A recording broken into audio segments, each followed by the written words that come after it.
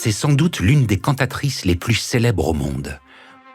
Poursuivie par la presse du monde entier, chacun de ses récitals, à la Scala de Milan, au Metropolitan de New York, déchaîne les passions.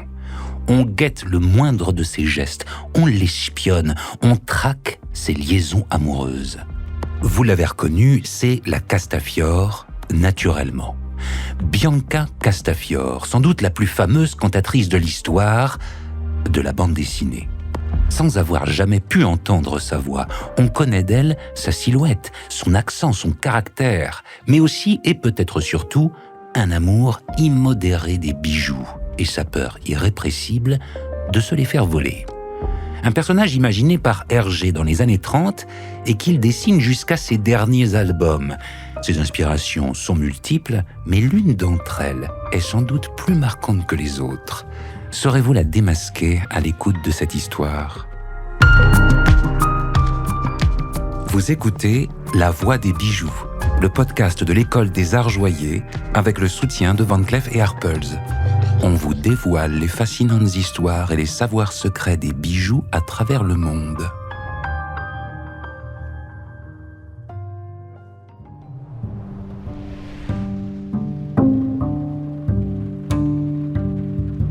Paris, début des années 60. Maria rentre chez elle fatiguée. Elle vient de terminer une série de concerts à travers l'Europe. C'est le jour de ses 40 ans, elle n'a lu aucune lettre, a refusé les invitations, les coups de fil. Elle n'est pas d'humeur.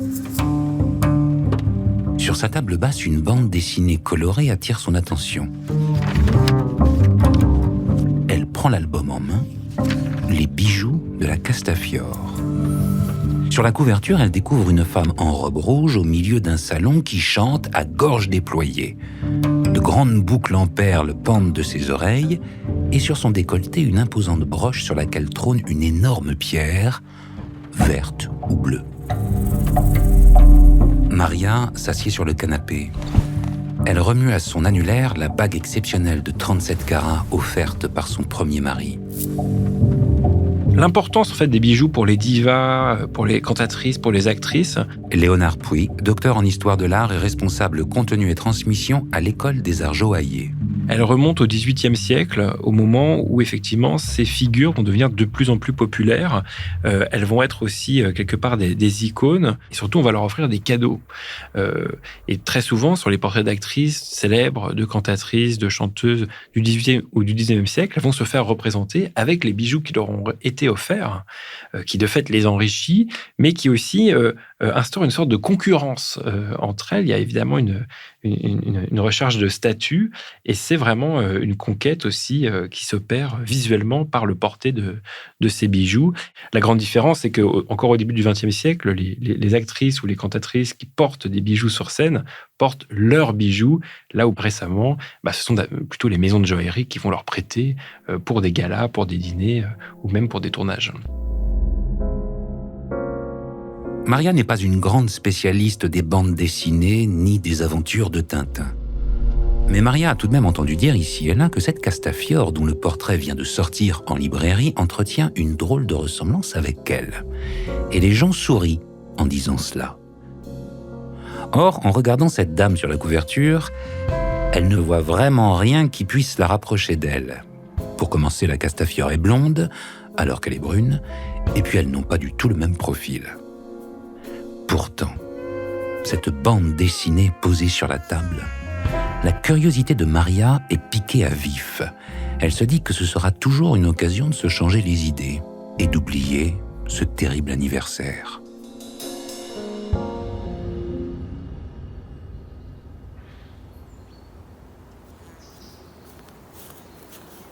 Page 1. C'est le printemps, les oiseaux chantent, la nature est resplendissante, Tintin et le capitaine Haddock marchent dans la nature, dans un sous-bois, ils profitent du grand air. Quelques pages plus loin, le capitaine Haddock s'est cassé une jambe, le pied dans le plâtre. Au même moment, Bianca Castafiore, ce double comique, entre en scène. Elle porte une fourrure, Tintin et le capitaine n'ont pas l'air très heureux de la voir. Irma, la dame de compagnie de la Castafiore, tient entre ses mains une petite valise. Celle-ci est pleine de bijoux. Toute la collection de la diva, elle ne voyage jamais sans. Il y a là des choses inestimables comme l'émeraude du Maharaja de Gopal, des présents du marquis di Gorgonzola, des cadeaux d'admirateurs, et Bianca vit dans la peur de se les faire voler. De fait, elle ne porte que des faux. Maria cherche sur sa poitrine sa double rangée de perles. Elle ne peut s'empêcher de sourire. Il faut bien reconnaître que ce trait de personnalité de la Castafiore lui rappelle quelque chose. Alors le cas des bijoux de la Castafiore, il est intéressant parce que c'est des bijoux qu'on ne voit pas. Elle porte beaucoup de bijoux, mais elle porte du toc. Elle porte ce fameux collier de Tristan Borr qui évoque Christian Dior. Christian Dior qui, dans les premières années de la maison, ne faisait pas de bijoux. Et les premiers bijoux Dior qui vont être édités étaient des bijoux de couture, des bijoux fantaisie qui n'étaient pas donc en matière précieuse. Et c'est intéressant d'ailleurs parce qu'elle perd son collier et toutes les perles se répandent au sol, ce qui est impossible pour un collier de perles fines, de perles entre guillemets précieuses, puisqu'il y aura un nœud qui sera noué entre chaque perle, justement pour éviter ce type d'accident. On voit sa cassette, on voit son coffre à bijoux, mais qui est en fait visiblement constitué plutôt de pierres démontées. Elle parle de son émeraude offert par le Maharaja de Bhopal. C'est plutôt une collection de gemmes, on dirait. On a du mal à voir qu'est-ce qui constitue véritablement les vrais bijoux de la Castafiore. Pour remercier Tintin de son accueil, Bianca lui offre un disque, son interprétation de l'ère des bijoux dans le Faust de Gounod. Encore un signe, se dit Maria. Cet air, le morceau de bravoure du répertoire des sopranos, raconte comment Marguerite, découvrant un coffre de bijoux que lui offre Méphistophélès, se sent métamorphosée en le passant à son cou. Plus belle que jamais. Ah, je ris de me voir si belle en ce miroir. Bianca Castafiore en a fait son air favori, celui qu'elle chante à chaque récital. Or, Maria aussi l'a chanté des dizaines de fois à cet air. Elle vient même de l'enregistrer. Tout cela ne pouvait pas seulement relever de la coïncidence. Un bijou, ça ne sert à rien. Un bijou, ça n'a pas de fonction. Néanmoins, ça a toujours existé. Depuis 140 000 ans avant notre ère, on avait déjà des bijoux. C'est un inutile très nécessaire, visiblement. La diva rit de se voir si belle en son miroir. Elle rit de constater sa propre beauté qui la réjouit. Et de fait, il y a une beauté véritable qui réside dans les bijoux, qui réside dans les gemmes.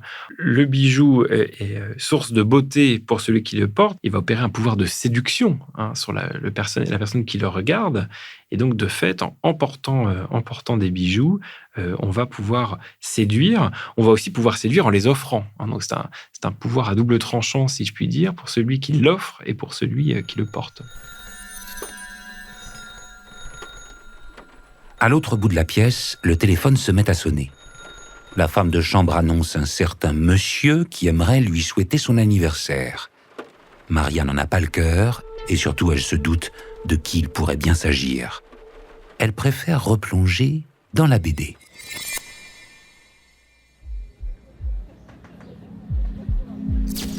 Dans le jardin de Moulinsart, la Castafiore donne une interview à 2 journalistes.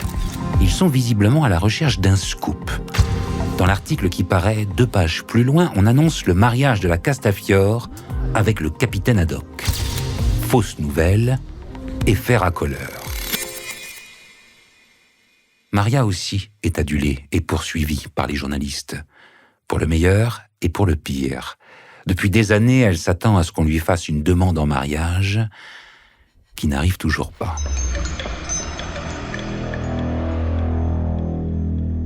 L'enregistrement d'un récital met le château sans dessus-dessous. En tournant les pages, c'est le coup de théâtre. Un cri, la lumière s'éteint.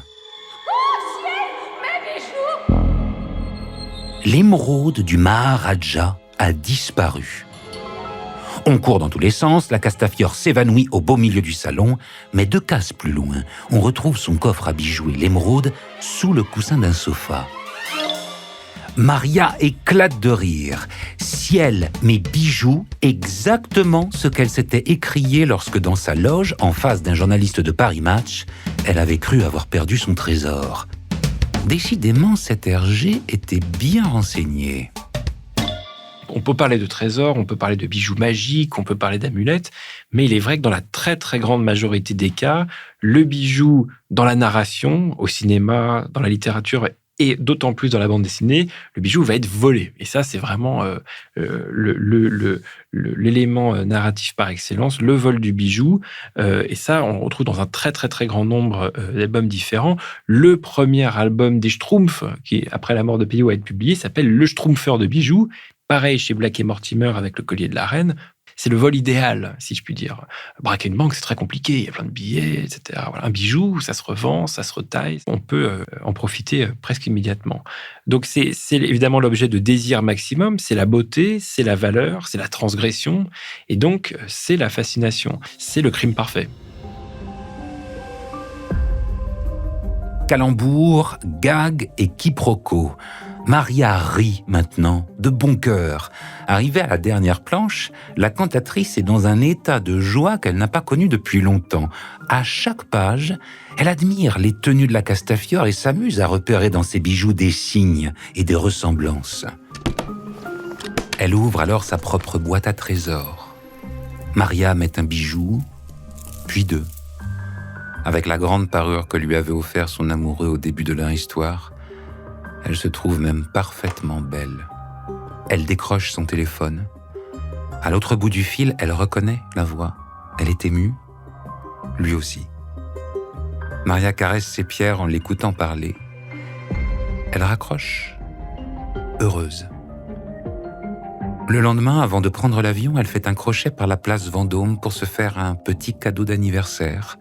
Les bijoux la rendent si belle, pourvu qu'on ne les lui vole pas.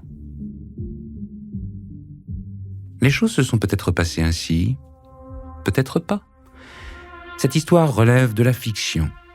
Une chose est sûre, en revanche, le 18 novembre 2023, dans une célèbre maison de vente aux enchères parisiennes, a été adjugé un exemplaire des bijoux de la Castafiore avec un petit dessin original de la main de Hergé et la signature autographe de Maria Callas. D'une façon ou d'une autre, le livre est donc passé entre ses mains. La Voix des bijoux est un podcast de l'École des Arts Joaillier avec le soutien de Van Cleef & Arpels, avec la participation de Léonard Pouy, docteur en histoire de l'art et responsable contenu et transmission à l'École des Arts Joaillier. Un podcast produit par Bababam, écrit par Martin Kénéen et Aram Kebabdjian, interprété par Pierre-François Garel.